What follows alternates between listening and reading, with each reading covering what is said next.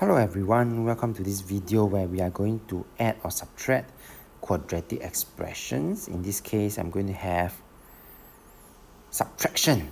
So when there's a subtraction, do take note, this is positive. So it's 3p squared plus 5p. And we are going to minus this bracket of a quadratic expression, p squared minus 7. And when you do that, when we minus, so you will notice that the p squared, which is positive, it will become a negative p squared. The negative 7 will become a positive 7.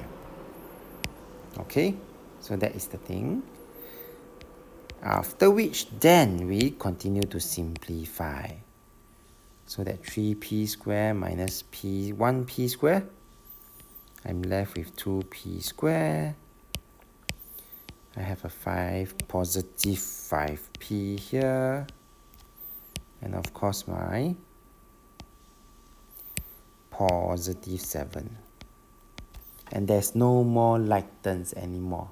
And therefore we have successfully simplified this quadratic expression. We are done. We have come to the end of this video. If you like this video, do give it a thumbs up. Thank you for watching and have a nice day.